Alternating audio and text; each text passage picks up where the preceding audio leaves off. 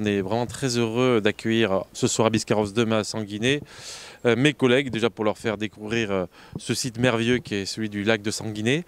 Et puis on va se mettre au travail là, parce que du coup l'idée ce soir, c'est un petit pot avec des échanges avec les présidents des chambres consulaires, les acteurs économiques, associatifs, environnementaux.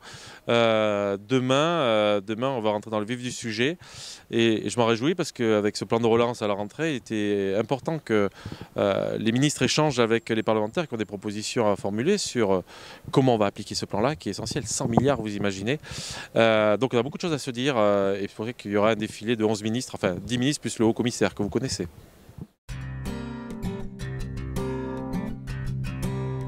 Ce plan-là de 100 milliards, cette rentrée qu'on va faire, sociale, économique et sanitaire.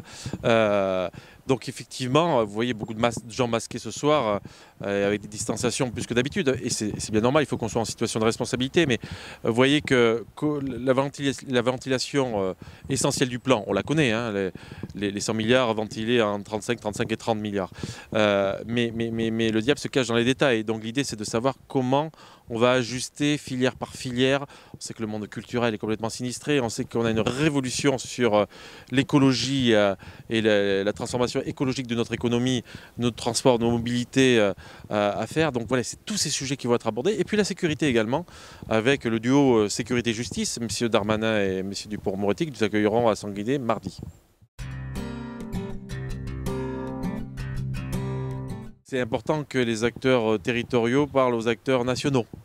Justement, c'est eux qui vont être en charge d'appliquer. C'est-à-dire que vous verrez demain la ministre des Territoires, Jacqueline Gourault, et de la cohésion des territoires, qui elle va être là pour arbitrer entre tel projet de nouvelle école ou de salle des sports durable dans sa conception à énergie positive. Ça, elle va pouvoir être un peu plus subventionnée, pour rentrer dans le détail, grâce au plan, qu'un équipement lambda.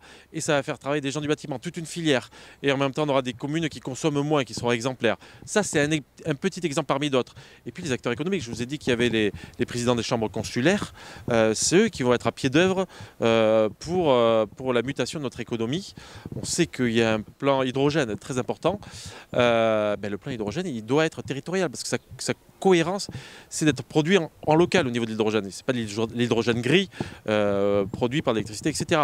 Donc tout ça, on n'y arrivera pas si les acteurs territoriaux, que ce soit les acteurs économiques, que ce soit les acteurs associatifs et bien sûr les élus, les collectivités, s'emparent pas de ce plan.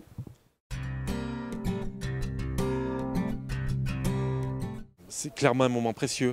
On n'est pas à Paris, là on est sur les territoires, on les invite et donc évidemment qu'on a ce moment d'échange libre, sans tabou, c'est ce qu'on aura. C'est pour ça qu'on est en huis clos après sur des échanges avec les ministres dont on a cité, messieurs Dupond-Moretti, Darmanin, on a Olivia Grégoire, Sarah El Haïry, Geneviève Darrieussecq, la locale de l'État bien entendu, Jacqueline Gourault, François Bayrou qui sera là aussi.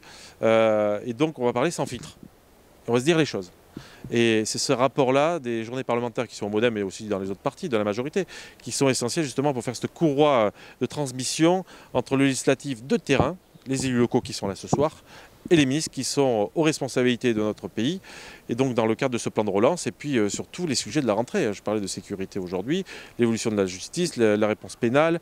Vous voyez que ce n'est pas que la crise sanitaire ou économique qui occupe l'espace médiatique et la préoccupation des Français. Ce sont tous ces sujets-là sur lesquels il faut être à la manœuvre. Il nous reste 20 mois, et 20 mois pour réussir sur tous ces plans-là. Et donc, écoutons un peu les autres, écoutons le terrain.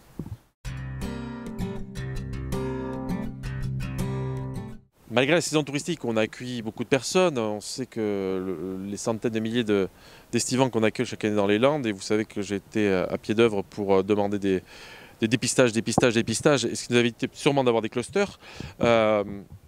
Au niveau sanitaire, ça se passe mieux qu'en Gironde par exemple, où c'est un département urbain où c'est plus compliqué les distanciations. Voilà.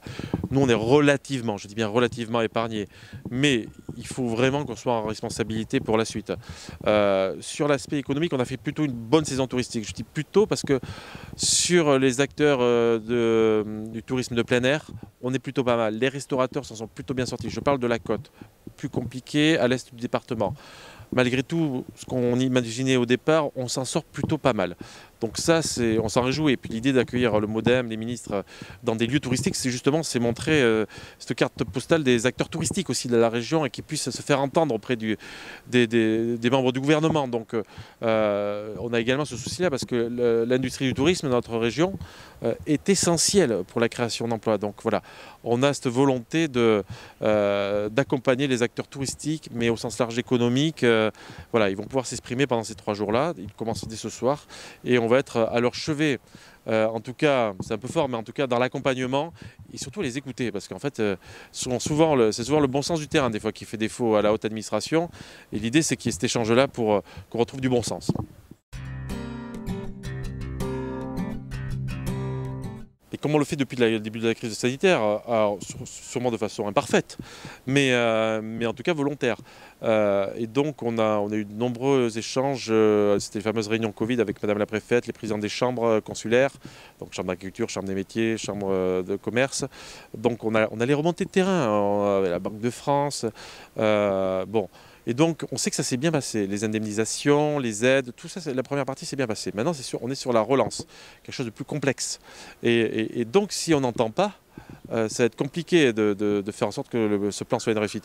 Moi, je suis conseiller municipal donc, de Sanguinet, conseiller communautaire, donc acteur aussi de terrain. Donc, je vais avoir les yeux grands ouverts et surtout à l'écoute de ces acteurs-là, voir si on ne fait pas des hors-sujets parfois.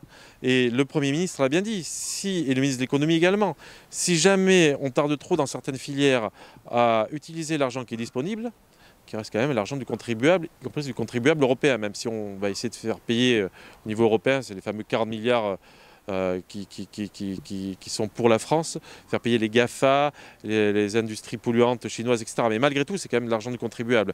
C'est de la fiscalité, donc il faut faire œuvre utile avec cet argent-là. Et pour ça, il faut être au plus près du terrain et regarder ce qui marche. Et faire de la prospective. L'hydrogène, on est de la prospective, mais également de la prospective sur le terrain.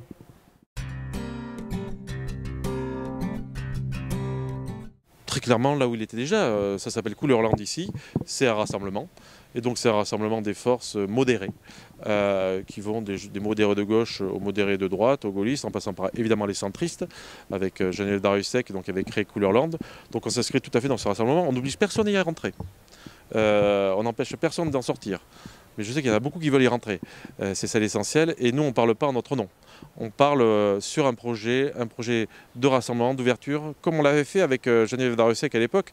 Elle était précurseur de la majorité présidentielle qui arriverait 2 ans plus tard, puisqu'elle avait inventé déjà ce large rassemblement au centre. Pas que ça soit centriste, mais central, en faisant travailler des gens qui ont tout à faire ensemble plutôt que s'opposer.